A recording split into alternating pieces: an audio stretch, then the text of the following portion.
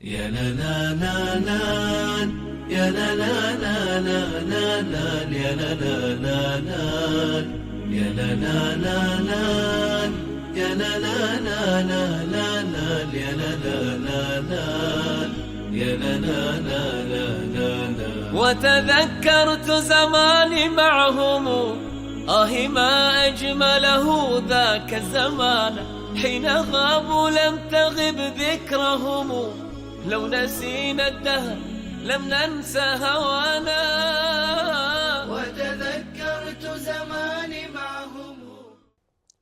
Assalamu alaikum wa rahmatullahi wa barakatuh, mpenzi mtazamaji na msikilizaji wa Imani Media.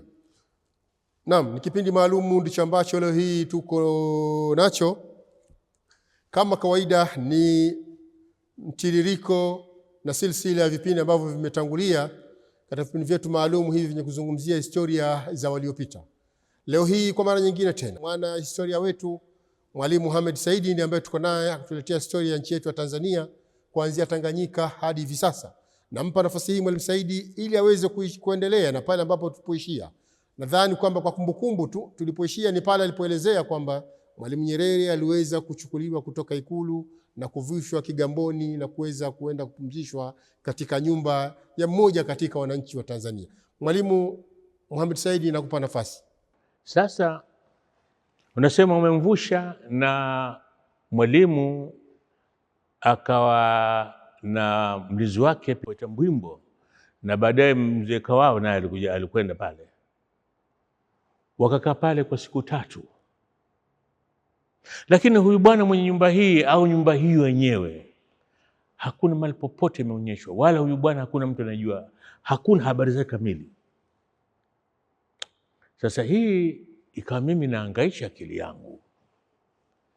Mzee Kaona anasema walimvusha kwa gari la taka, wametoka pale ndani ya gari la taka, askari wako pale lakini hawajui kama Mwalimu ndio yule anaondoka. Mbwimbo anasema yeye kamtoa Ikulu kwa mlango wa nyuma ule wa Ikulu, wanatazama kule barabarani baharini. Alipokuwepo hakuna anayepajua, na hii imekuwa siri kubwa. Lakini sasa Mwajame anasema baba anasema kamuona Nyerere salama, anamwambia mama, na walikuwa wamejenga handaki kumficha Nyerere endapo watakuwa na tatizo lolote. Wamejenga handaki hilo katika miaka ya 50 wakati wanapambana na Mwingereza.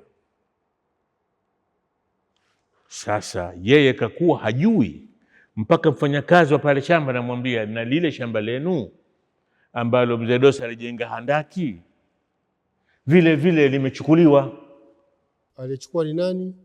Yaani mtu sijui nani kachukua kile, yani walikuwa sasa mwenyewe kishakufa, ardhi yake kila mtu anachukua, wana mega. Ndio ananiletea mimi masikitiko yake. Anasema ardhi yetu wao wanachukua wao watu hivi hivi, wala hawanunui. Sasa mimi nasema yawezekana kwa Mwalimu na mlinzi wake walikuwa kujificha kula, alimwambia bwana, kama mali pa kujificha mimi napo, twende Ruvu, kule ndiko kuliko ardhi mahali ambapo mimi nakwenda kujificha. Wakati huu Mwalimu Nyerere tayari ashakuwa rais wa Tanganyika. 64 ndo maasi bwana. Okay. Sasa Ikulu alikuwa anafanya nini Mwalimu Nyerere? Na Ikulu sinapokuwa nakaa rais anakaa Ikulu. Kwa maana wakati huo ashakuwa rais Mwalimu Nyerere. Mwaka 64 bwana. Mwaka 64 ndio yametokea ya mambo. Maasi yanatoka mwaka 64. Mwalimu Nyerere ndio rais wa Tanzania. Ndio yametokea maasi haya. Haya maasi mlikuwa yanatokea Tanganyika tu, bado Tanzania. Wanaofanya maasi hawa ni kina nani? Askari. Maasi wanafanya askari tu. Askari jeshi wakiitwa Tanganyika Rifles. Sasa hapa pakawa na kitendawili kikubwa, na mpaka leo mimi sijajua kwa nini ile jambo limekuwa siri kubwa, kuwa hapa famii, kuwa Mwalimu alipotoka pale alikuwa kujificha hapa, huyu alimsaidia.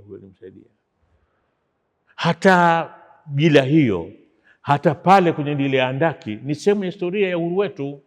waseme Dosa kwa mapenzi yake kwa Mwalimu Nyerere aliamua kutengeneza nyumba maalum, kama itatokea tatizo lolote hapa uje wajifiche. Hakuna. Lakini kitu ambacho siku moja kilinishangaza mimi zaidi,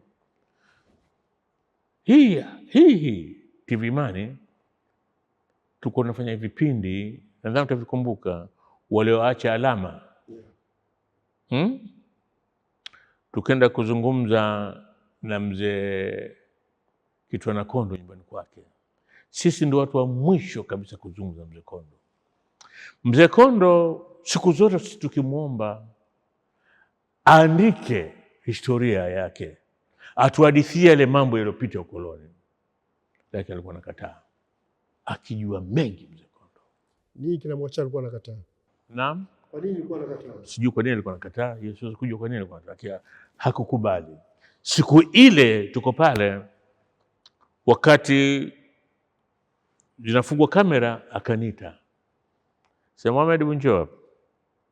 Kaa hapa. Tukaa. Akaniambia, Mohamed, nataka nikwambie jambo, lakini jambo silisemi mpaka mimi nimekufa. Akaniambia, Mohamed, mimi niko special branch. Hiyo special branch si siri, watu wote wanajua. Sema siku moja mimi na mkubwa wangu tunakwenda Government House, zamani Ikulu ikiitwa Government House. Tunakwenda kutoa taarifa ya hali ya siasa ilivyo, na hali yenyewe kwenda kuripoti harakati za TANU na Nyerere. Anasema wakati tunasubiri pale, asa mimi nimemuona Ali Mwinyi Tambwe anakuja na yeye kutoa taarifa. Ali Mwinyi Tambwe ndo alikuwa katibu wa Jamiatul Islamia fi Tanganyika. Asa mimi ile ilinishtusha. Kwa sababu gani imenishtusha? Kwa sababu Ali Mwinyi Tambwe alikuwa mkono wa kulia wa Mwalimu Nyerere. Mkono wake wa kulia Mwalimu Nyerere. Mtu wake sana. Hata huyu tunaye. Sasa basi mimi nikarudi Juba kumtizama Mwalimu Mwinyi Tambwe upya. Mwalimu safari ya kwanza kabisa naunda TANU, safari ya kwanza kufanya alifanya Morogoro, kaongozana na Zuberi Mtemvu. Hapa Zuberi Mtemvu ni kwao. Na Mtemvu baada ya safari ile ameandika barua kwa pencil, anamwandikia Ali Sykes, anamwambia kuwa safari yetu na Nyerere Dodoma Morogoro hatukufanikiwa. Baba, yani babake mzee Manga Mwishe Mtemvu, anasema alitukusanyia wazee na tukawaeleza nini sisi tunataka kufanya, hatukupata kuungwa mkono. Na nakumbuka katika ile barua ya Kiswahili kuna mali kaandika difficult Lugurus, kuwa hatukufanikiwa watu wagumu kidogo. Ukenda huko kwenye nyaraka hizo za Sykes, kuna barua TANU shaundwa, Mtemvu anamwandikia Ali Sykes, anamwambia Ali, mimi jana nimekutana, barua ya mwaka 54 hiyo, mimi jana nimekutana na Ali Mwinyi Tambwe usiku, na nimemweleza jambo letu hili la kuunda TANU, na amesema kuwa yeye sisi anatuunga mkono. Ali Sykes akamwambia Mtemvu, sasa kama ni hivyo, umwambie kuwa huu mwezi wa 8 tunafanya mkutano wa kwanza wa TANU, aje kwenye mkutano. na bila shaka alifika kwenye mkutano. Safari ya pili, Nyerere kenda Lindi, kaongozana nani unajua? Na Ali Mwinyi Tambwe. Na alipofika Lindi, DC alikataa kutoa kibali cha mkutano wa hadhara. DC. Nyerere kenda. Wakati huo DC ni nani? Mzungu, Mwingereza. Koloni ma-DC wazungu tu. Ali Mwinyi akenda kuona na DC. Na DC akatoa kibali. Sasa nakumbuka mimi katika moja ya makala zangu nazoandika hizi, niliposema kuwa Ali Mwinyi alikuwa kwenye special branch, watu wengi walipinga. Haiwezekani bwana, haiwezekani. Nikamwambia sawa, mnaweza kusema haiwezekani, lakini mimi nakwambia na mtu aliniambia Kitwana Kondo. Sasa hizi ndio historia ambazo zinatakwa zitizamwe zaidi, tupate kitu ambacho kinaelezeka. Lakini Ali Mwinyi sasa unakuja kudhihirika kama kweli alikuwa akiwafanyia kazi special branch. Mapinduzi ya Zanzibar kuanzia 61, uchaguzi wa 61 kwanza Zanzibar mwezi Juni, ambao ulileta matatizo makubwa, watu wengi waliuliwa. Waliweka kambi sehemu moja inaitwa Kipumbwi, Tanga, na hiyo kambi hiyo waliokuwa wanasimamia alikuwa Jumanne Abdalla ambaye alikuwa ndio regional commissioner, na Ali Mwinyi Tambwe ndio alikuwa DC wa Tanga watu huo. Na habari hizo unaweza kuzipata katika kitabu cha Harith al-Ghassani, Kwa Heri Koloni, Kwa Heri Uhuru.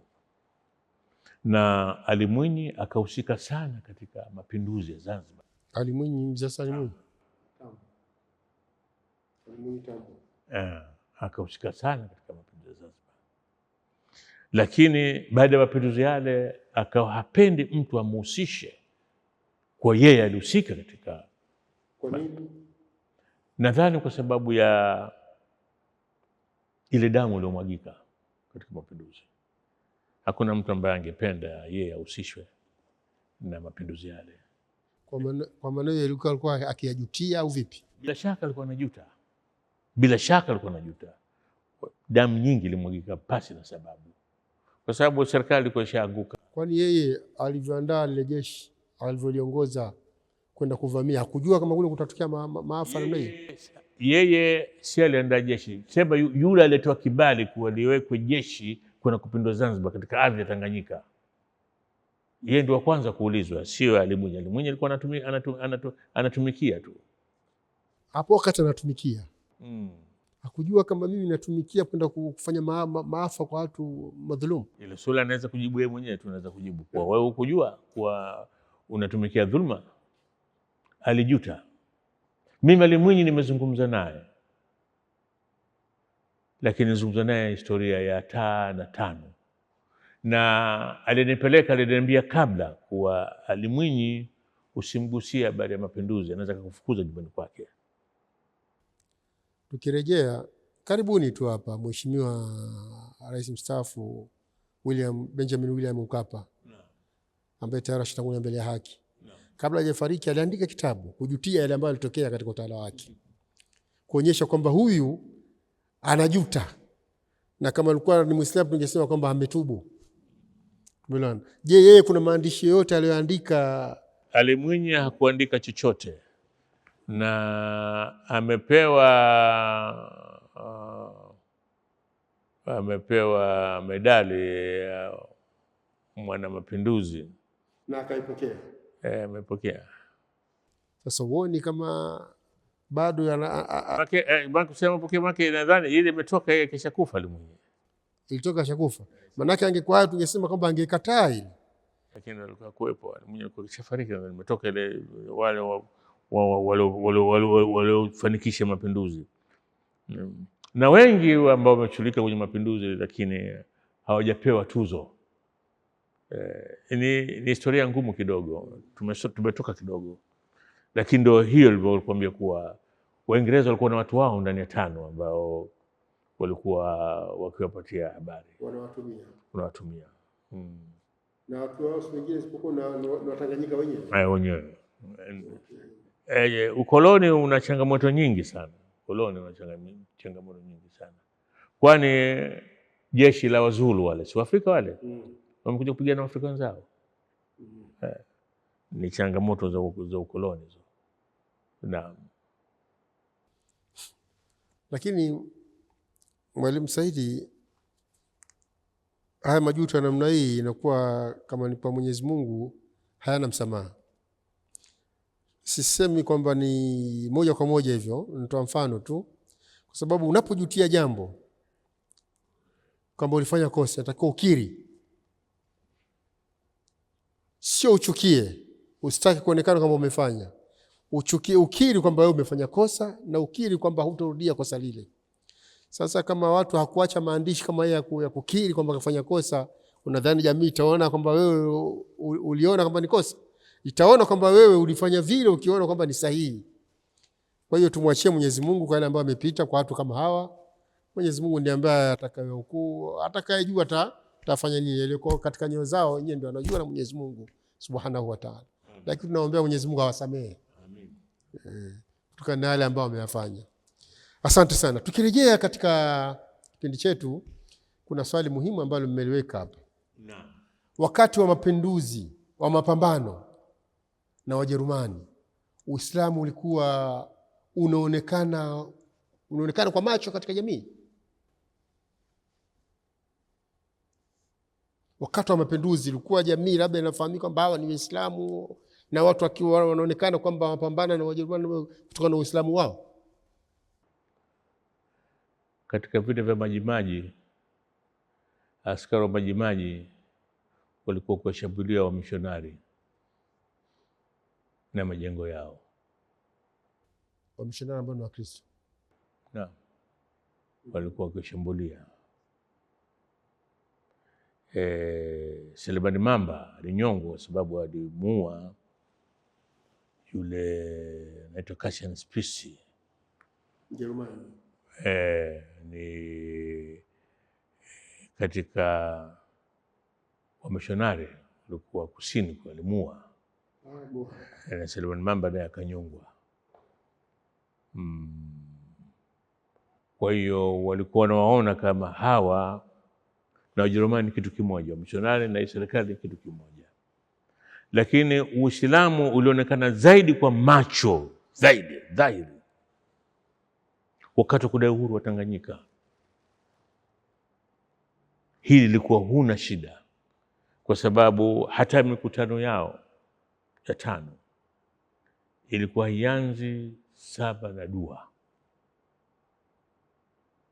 iwe ndani pale New Street au kwenye viwanja vya Mnazi Mmoja. Anasimama Sheikh Salim Tagadiri, anapiga fata, watu wanaomba dua, watu wanatika, ndio mkutano unaanza. Hili linafahamika. Hata kukaa, kuna sehemu walikuwa wanakaa wanawake peke yao, na utaona zile picha zao, ukitazama utaziona mabaibui yale, unayaona. Ile picha ya Uislamu ilikuwa haina wasiwasi. Nitakupa mfano wa nyumba moja Bi Mwamtoro Biti Chuma. Bi Mwamtoro Biti Chuma ndio mama yake Sheikh Haidar Mwenye Mvua. Sheikh Haidar Mwenye Mvua ni katika viongozi wa mwanzo kumuunga mkono Mwalimu Nyerere. Wao walifungua tawi lao la 5 Kisutu. Halafu waliliamisha lile tawi likaja Mvita. Wanasema Tanganyika nzima lile ndio tawi lilikuwa na nguvu kushinda matawi yote. Yeye Bi Mwamtoro nyumba yake ni nyuma, ipo mpaka leo, lakini sio ile ya zamani, hapana. Iko nyuma ya ofisi ya 5. Sasa wakati mwingine Nyerere alikuwa na mikutano ya ndani ya 5, na mara kwa mara hii adhana wakifanya usiku. Bi Mwamtoro alikuwa anavunja ua wake, zabadi vunja alikuwa makuti tu, anauvunja ule ua wake, anauunganisha na ua wa 5 kwa ua mmoja. Nyerere anakuja pale kuzungumza.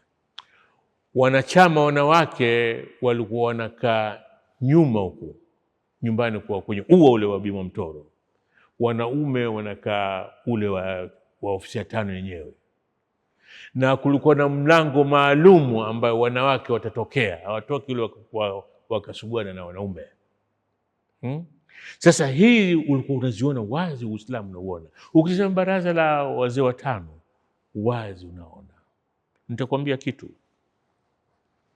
kila tatizo ambalo lilitokea katika 5 lazima watafanya tawasul, lazima wafanye dua kuomba msaada wa Allah.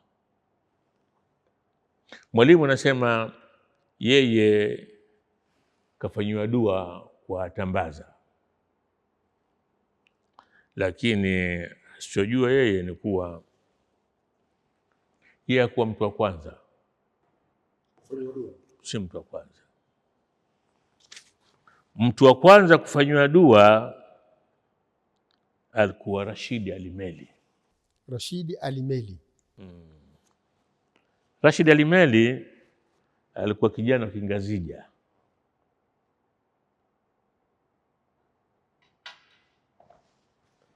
Anafanya kazi Municipal Council, Dar es Salaam Municipal Council, bwana fedha. Wakati wanatafuta pesa za kumpeleka Mwalimu Nyerere Yuno 55 ile, michango watu wote wamechanga, lakini pesa zilikuwa hazijakamilika. Na mweka hazina wa 5 Idi Faiz Mafungo, ambaye ndio alikuwa mweka hazina wa Jamiatul Islamia vile vile, yeye ndio alikuwa na ratibu mpango wa safari ya Mwalimu Nyerere. Na hapa ndio kwamba kitu kimoja, unajua Mwalimu Nyerere alikuwa na safari ya Yuno, hakupigwa chanjo, hakuchoma sindano. Kwa nini? Ana hadithi ya Basais, anasema Bwana Abdul aliniambia, anasema basi mimi siwaamini Waingereza.